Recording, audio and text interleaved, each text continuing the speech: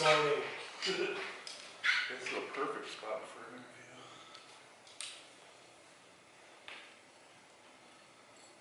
Love using college stuff. You can just throw it all in there. If you'd like a better mic or anything like that, I can grab you one. Ah, this will be fine. Okay.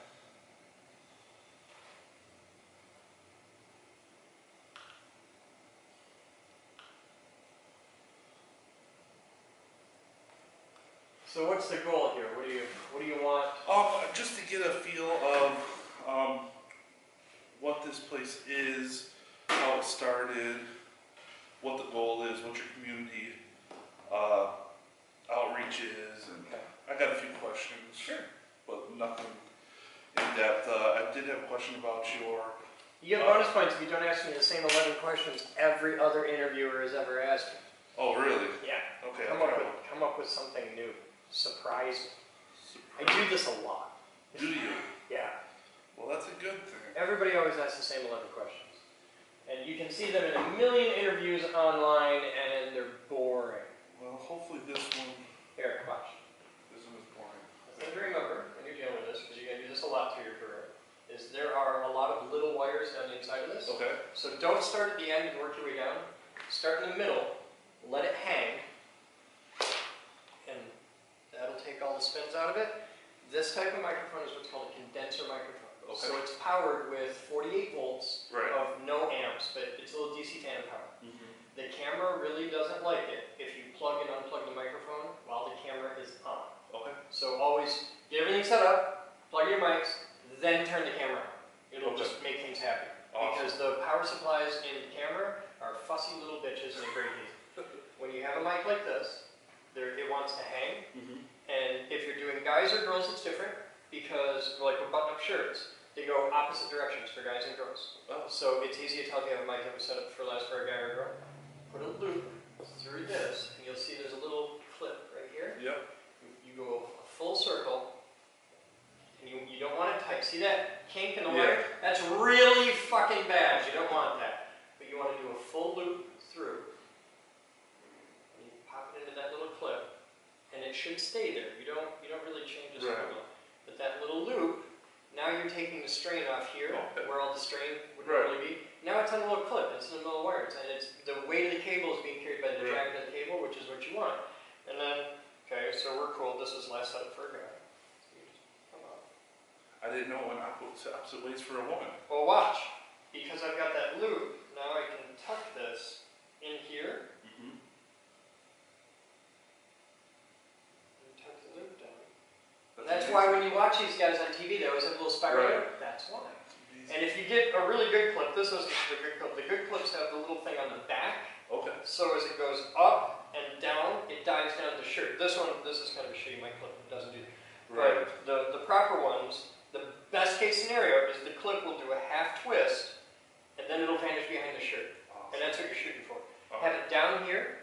Don't get it up here because their neck will rub on it. And if it's a guy like you who's got facial hair, oh my god, it'll make you nuts. And you don't want to get like a t-shirt clip if you can avoid it. Like if you've got a guy who's just got a t-shirt on, pinch the shirt, clip it undershirt down here, and then dive under, or just let it hang because it's a t-shirt. Right. But like if you've got a sweater or something where you can hide it, this makes it a lot easier because you've got that deep neckline, and it gets it. You want it down a bit because this mic wants to be. They're very directional, so you want to have it pointing up, and you want to have it about 8 inches. Is good. If you want to kill your sound guy, have somebody hold the fucking line. Like, yeah, we're here today. Oh my god, it's so bad. Yeah, I actually picked one up and it was an Omni mic for like a guitar or something. Yeah, if you get one for for a studio application, you'll see them where they're omnidirectional and stuff like that. And learn your mic shapes. Learn about omnidirectional, cardioid, hypercardioid, all that stuff, and experiment with your shotgun mic because different shotgun mics have different ranges. Hello, what's up? Yeah? Can I talk to you about it in 20 minutes? I'm about to give an interview with a guy. With GBU, he's pointing a camera at me and I'm really scared because I've never talked to a camera before. I know, I'm very uncomfortable. Alright, I'll give you counselors or rep test. Thanks.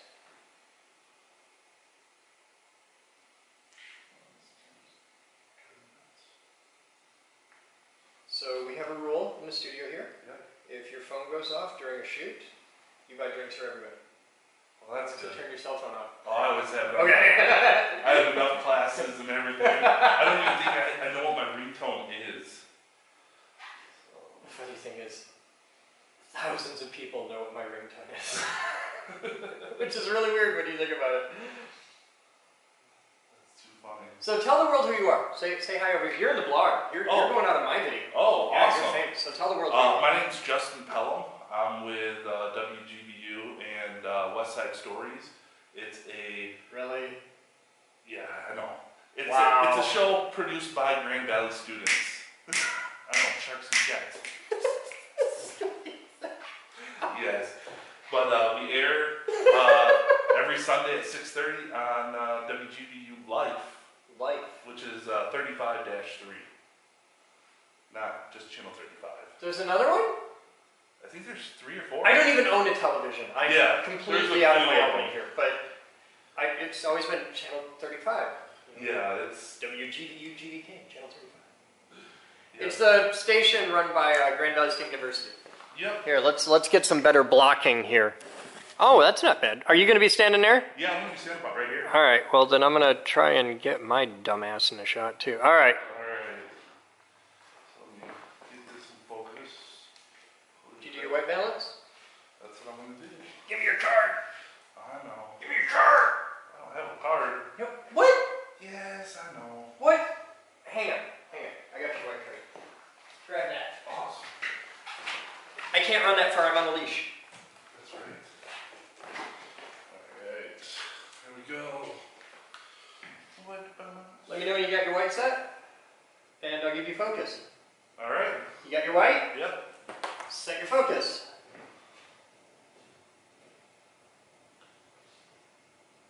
Awesome. Cool. I appreciate that.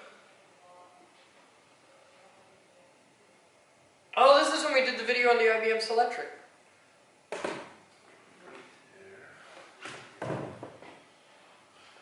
Yep, if you just want to step over one step to your right. You tell me where you want me to be. I'll do anything you tell me to. Alright, and then we will just have you start looking at me this way. Turn on this. Right there. There we go. Alright, so. You have a notebook specifically for a reporter. I do. I bought. Does it have like prompts in there or something? It doesn't. That's the only exciting part about it. But that's a professional. Where do you get those? I bought it off Amazon. I gotta check. I bought like 20 of them, and they work great because I throw. I gotta check this out. This is gonna be a thing. Alrighty. All right. Do I look like a complete idiot? Oh no, you don't. All right. Hang on. I can try. Alright. I'm on the TV. We're gonna be famous. I gotta tell Paul. Well, there's a bunch of them now. Alright. I will do everything I can to keep all 3 of your viewers glued with rapt I attention. know. That's about it. There's about 3 of us. Same boat, man. So, could you say your name and spell it, and what your position is here at the Geek Group? Sure. This is all for internal notes. Yeah. Boden, Bravo, Oscar, Delta, Echo, November. Chris, I work with The Geek Group. The website is thegeekgroup.org. Don't put up .com because that's a Russian pornographic hacker site that features nothing but lesbian dance theory and freak show midgets. Alright, could you tell me a little bit about your background and how you started this place? I'm a redneck farm boy from Coopersville. Okay. So I grew up 5 miles from Grand Valley.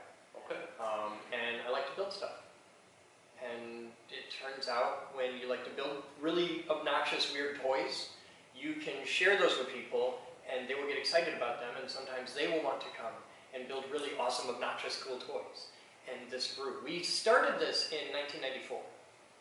So when we started this, the simple idea of make cool stuff, put it on the internet, that didn't really exist yet. That ethos hadn't really grown yet. And this started with me and some weirdo guys out of Grand Valley, and we took it to Grand Rapids, and we got a big, ugly building, and it grew, and we got more weirdo people hanging on, and we just kept doing that. We make cool stuff. Get people excited about making cool stuff and share that. And because you're a smart guy, I'm a reasonably smart guy. Right. You know stuff I don't know. And I know stuff you don't know. So I can build really cool stuff on my own. But if I get your help, we can build even cooler stuff that neither one of us on our own could build. Right. So what happens if we get like a dozen guys together? Well, now we can build really cool stuff. And we can show that off. And if you're doing this in a college environment, you can do something that's really, it's a difficult needle to thread. You can do science and engineering and physics and make really cool stuff and show that off in front and get like a big crowd and impress girls, and they will want to hang out with you. And if you can do physics and get girls, you do more of that. That's not a bridge that really has, you know, both ends on the same thing. Start with do physics, ends with get girls. It doesn't happen so much. So if you figure that out, you do that a lot. And then it just kind of grew. Now it's a company. Now we have like 35,000 members across something like 130, 140, 150 countries. I don't even know. They send in flags. That is amazing. We quit counting a long time ago. We've got 600 plus local members, maybe 700. I don't know. It's a lot. And that's just like right here, just this building, local, everyday members. And it's growing at a ridiculous rate. That's amazing. It's awesome. What were some of the biggest hurdles you've had transitioning from that small group to get in this big building, and what is funding? Funding is the number one thing, and the fact that we live in a world entirely predicated on science and technology and engineering and mathematics, and nobody knows anything about science and technology and engineering and mathematics, and that's what I'm up against. Is you don't know what you don't know. And people fear what they don't know. So people come in here and they're like, oh, I want to learn, but I can't do that. I can't weld. I don't know how to solder. I can't learn that. Yes, you can. You're not an idiot. Let's go. And if you are an idiot, you're going to burn yourself really bad and you won't want to do that anymore. Stupid hurts, and this is how it's supposed to be. This is a good system. That's awesome. What are the main goals of this group? This building? This building, or yeah. like the company as a whole? All of it. Let's start with the building and then the company as itself. Well, it's pretty much the same thing. The same. The original goal was to provide access. It's all about access. To get people to realize that they can have a facility where they can design and build and create anything they can imagine. Like, you can walk in here right now with an idea. Like, hey, I've got this light on my camera and it sucks because it craps out. Right in the middle of the interview, the light just takes a dump. So we look at the light. Okay, so let's examine this. Let's figure this out. Because it's just a light, right? Right. Now, you're not an electrical engineer, but you're a camera guy, you're a reporter, you understand. It's a light, right? Yeah. Okay, well, this light craps out in the middle of your interview. Well, why? And the reason it craps out in the middle of your interview is because the battery sucks. Okay, well, let's examine the battery. We look at the battery, and there's just two contacts on it. It's very simple. It needs 7.2 volts and 2,000 milliamp hours. Now, do you know what those mean? No. Okay, let's learn about it. 7.2 volts means that's how many cells are in this battery. So you got 7.2 volts, and you can work out really easily how many cells are in the battery. For this one, it's probably 2. And you've got 2,000 milliamp hours. So what you probably have is a pair of cells, and they're each like 1,000 milliamp hours, something like that. And we work it out. We figure out what this needs, what the light needs. The light needs 7.2 volts. And 2,000 milliamp hours, well, that's the capacity of the battery. So that's how much charge you have, right? Well, that's not enough. Obviously, you need more. You need a bigger battery. Yeah. Well, let's bin this because we got the information that we need off of this. And we look on here, and hey, look, there's 2 connections. That's it. So if we go over here and we grab a power supply, which I just happen to have, and I get on my power supply and I turn this on, and we're going to take our DC volts. Now we go over here and we grab this, and we grab this, and we crank that up. That's going to put out 15 volts, so we want about half of that. Cool. Okay, so now we go over to our thing. So we think that we just need more capacity at the same voltage and our light will come on, right? But we don't know that for sure. And look, on the back it even says plus and minus, because it's an LED light, so polarity matters. So we grab our cable, and we flip this on here. So that's our plus, because it's red. We put our minus on here. And hey, our light lights up. That's amazing. That's not amazing. It's simple engineering. It's science. It's easy. You can do this. That's crazy. And you just learned how to do this. Yes. You just learned about electrical engineering. That is cool. See, this isn't magic. You can do this. And that's the biggest problem I have, is that people think it's some kind of black magic and voodoo, and it's not. It's easy, and you can do this. And you can make a battery pack for this that's the size of a brick and will go all day long, and now you won't have lights going off in the middle of your video looking like a hack amateur. All hacks! Off the stage! But the thing is, we can fix that in post, so. No! I know. No! I know. Yeah, we'll blame that on the people at Grand Valley. So, but that's what I do, is don't be afraid of this. You can do this. You can build this. You can design it. You can learn this stuff because you're not stupid. Right. The entire rest of the world treats people like they're stupid. Oh, we can't let the kids play with power tools. They might hurt themselves. Cool, then they'll learn a lesson. But they might get hurt really bad. Then they'll learn a very important lesson. Now, okay, let's move on. I'll jump to another question. Is there an age limit of No, kids? Absolutely not. Okay, what would you say to a 12-year-old that was interested in coming here and just figuring out what he's good at or what he wants to do? Grab a parent, come on in. They can't come on their own, unless they got to be like over 16 to be on their own. So parents have to actually parent. How about that? You got to actually pay attention to your kid and get involved and go do something educational. Now, with everything in here, is there an expert for each Yes. thing? Okay. And if there isn't an expert, we have an amazingly gifted staff that can fake it. It's a good system. Brilliant. Now, if you come in here and you ask a question we don't know, we're going to do a radical, amazing thing. We'll tell you, I don't know. And then we'll figure it out together. Because they have the internet on phones now. And you can just ask it stuff. Be like, what's the atomic weight of cobalt? Let's figure that out. That's the point. It's a place to learn. We're not gods. We don't know everything. But we'll figure it out together. I got a whole building full of smart people. I love this place, and that's what I remember now.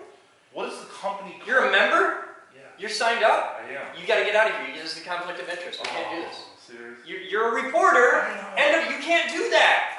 That's a conflict of interest. Okay. I don't give a shit. You can sign up. Alright. Panicked. Because I'm a student first, and I'm not working for a company. Yeah, they don't pay you enough to really be worried about I it. don't get paid at all. What is the company culture like here? What It's is the the best atmosphere? place. And we love it. It's great. This place runs on like cheap coffee and snark. This is a rock and roll job. There are places in this town where if you swear at work, you'll get fired. Our philosophy on that is fuck that bullshit. This is a rock and roll environment. We take what we do very, very seriously. And there is a time for absolute serious professionals. You'd be amazed how rare that is. And it sucks. It's boring. And nobody wants that. I want a place where you can walk in the door and, like, if you're hanging out in the office, as long as there's, like, a customer right there, if you want to tell dick jokes in the office, that's fine. You have to share. But that's the point, is it's a rock and roll, laid-back environment. We do very important work. We teach people about science and education, and technology, and it's education. That's our focus. But this isn't an operating room. This is a rock and roll shop. I want you to come here and have fun. I want you to learn stuff. I don't want you to be intimidated. I don't want you to be scared. But it's the Geek group. We're a social collective of antisocial people. That's the point. Like, this is an environment of people with poor social skills. That's why we're nerds. And that's okay. So you can either try and, like, culture the shit out of that and be like, okay, we are serious professionals. Or you can be like, nah, we're a bunch of raving lunatics and we're having a blast, so let's go build stuff and have fun. I love it. That's the point. What is your favorite area in this building? High voltage. That's my thing. I like high voltage. I have a job where they let me blow shit up every day. That is pretty This is a good job. How'd you get your hands on Tesla coils? Did you build them? Yeah. When you do Tesla coils at the level that we do, you have to build them. You can buy them now. That it didn't used to be that way. You can go and buy crappy little toy Tesla coils. But as a rule, like if you came in here today and you wanted to pay me $100,000 to build you a Tesla coil, I will tell you to go pound sand in your ass. And then we will sit down on Wikipedia and I will start teaching you about volts and amps and watts and kVA and all that jazz. Because you don't get to buy a Tesla coil. You have to build it. Because the act of building a Tesla coil forces you to learn all of the engineering and all of the safety and all of the stuff you need to know. You can come in here as a 12-year-old kid and I will help you build a Tesla coil. No problem. Crazy dangerous. There's 300 ways you can kill yourself in this thing. But if you build it yourself, you learn the danger, you learn the safety, you learn to respect it. And you're going to be very safe. If you just come in and buy one, you're going to be dead in 5 minutes. That's the point. The cost of owning a Tesla coil is you have to be smart enough to build a Tesla coil, which is why we won't sell them. And we've had people come in and offer 6-digit sums of money for our big Tesla coils, and we're like, no, I'll teach you how to build one. You don't have to pay me $100 grand. You have to pay me $20. You sign up at the front door, and let's go build a Tesla coil. I'm there. I am completely your bitch. Let's go do this.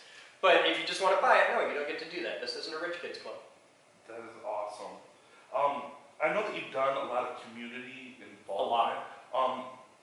What drives you personally to be a part of that community here in Grand Rapids? Is this one of those questions that hasn't been asked? Nobody ever asked it. But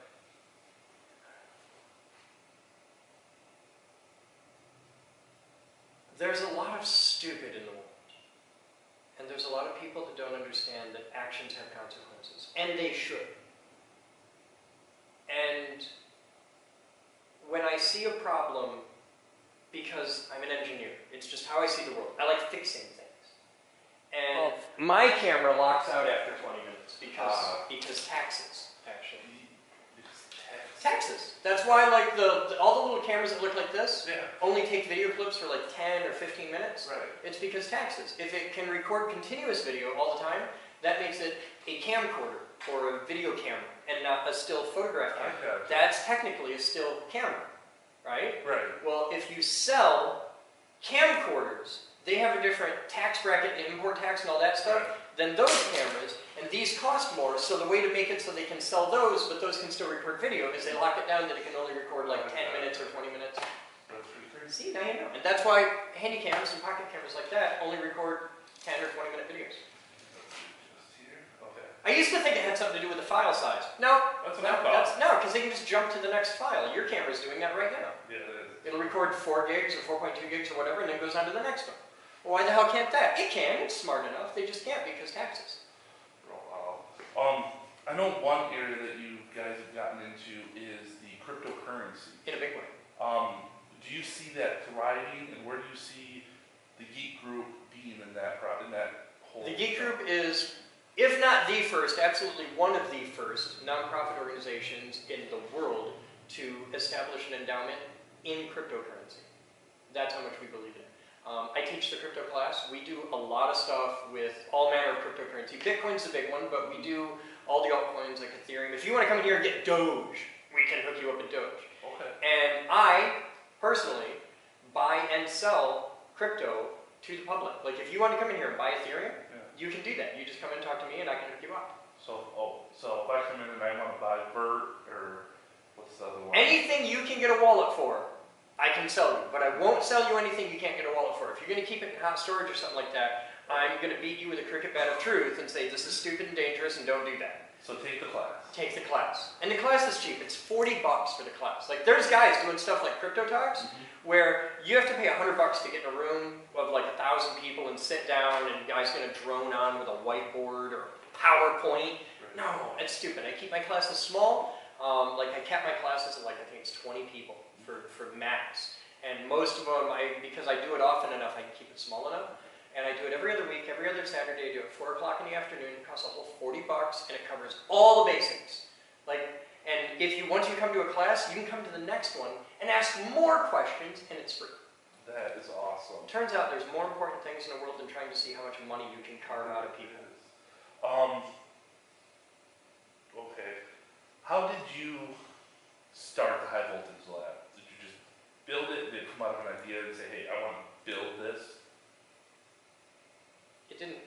started. It always is. It always has been. It always shall be. It was cast fully formed from that of Zeus, and thus came the high voltage line, of course. It started because we did a lot of high voltage stuff. We started building little Tesla coils, like 4-inch, 6-inch Tesla coils. And it grew and it grew, and it was like, okay, we need a room for this. And just recently, we tore the entire high voltage lab down, emptied the room. We had to rent a shipping container. It's in the parking lot right now, you can see it. It's still half full. And we took all the high voltage lab, we stuffed some into the lobby, we stuffed some into the basement, we put the rest in the shipping container, we had to empty the whole room, grind the floors down. We rented a big concrete eating grinder, ground the floors down smooth, painted it. All those stripes in there, those are hand painted, like each one laid out with tape and painted. I did that, there's video. And I'm proud of that, damn it. And they all line up. And then we epoxied the middle, we painted the walls, we did everything, made it all pretty. And then a company right up the street, Fence Consultants, donated thousands of dollars worth of fencing. And they built us a giant cage. And if you look in there, it isn't just a fence. It's got a top, it's a full cage. And that contains the lightning. It's all laced together, and like we're about to do the next step on the lacing, and it all gets tied to ground rods so that we can throw 20-foot lightning bolts in that room in front of a crowd of 100 third graders, and it's totally safe. And it's like 10 feet away. Totally safe. At least we think. We'll test it. It might kill a kid or two, but I mean, they're third graders. Yeah. They come in here by the hundreds. If we like just grease a couple, nobody's gonna know. It's fine. 2 last questions. Can you tell me about your transparency and the award that you have for it? Or the Guide Star thing? Yeah. We hold a Guide Star Platinum rating for accountability and transparency. Could be different now. This is like 6 months old. But last time I checked, that put us in, out of 2,200 nonprofits in the city of Grand Rapids, there are 3 that have it, and we're one of them. And the other one's a civic, and the third one is a little veterans organization nobody's ever heard of. Guy's got like a $5,000 a year budget, but man, he files a lot of paperwork on it. It's like, he's awesome. But it puts us in the top 1% of the top 1% of nonprofits for accountability and transparency. And to put that in perspective for you, 1% of 1%, that's the number of people in America who have finished a marathon. That's how tiny you're getting. Yeah, 1% of 1%. That's marathon right there. Okay, last question. Do you have anything else you'd like to add or say at the end of this? Don't ever ask me that. I talk for a living, I have 4 and minutes the greatest lie that's ever been written about me is Chris Boden spoke briefly. Never happened. Ever. I'm an editing nightmare. Okay, are you the guy doing post on this? I'm sorry. Because it's going to suck, because you have to pare all this shit down to 3 minutes. Yeah. And good luck, because I say fuck a lot. I love it. I want people to come check it out. Because everybody's heard about the Geek Group. We feed the Grand Rapids rumor mill. Like, everybody's heard about us. I want them to come check it out. If you've heard that it's this amazing, awesome place, come check it out. See for yourself. If you've heard that I'm the biggest asshole in America, come see for yourself. Maybe I actually am. Come find out. I want them to just come check it out. I want them to make their own decisions. I want them to make their own choices. But I want them to do that. I want them to come, check us out, come see some explosions and giant robots and the lightning, and just see if this is your thing. Because there's a lot of people that see the Geek Group and are like, I can't do that. I'm not a geek, I'm a jock. I got a jock that runs the front office. He's awesome. He's big as a nerd as anybody else around here. He's just got all these lumps everywhere. There's something in this building for everyone who has a sincere and passionate desire to learn about something, and I don't care what it is. There are people whose main motivating hobby, like the thing that really gets them off, is like quilting. Makes no sense to me. Not my thing at all. But there's people for whom this is a thing, and I want to support that. I want to give them a place to get together and hold their meeting. You know what they call a group of quilters that get together and party? No. Honest to God, they call this a stitch and bitch. It's a thing. And that's the funniest damn.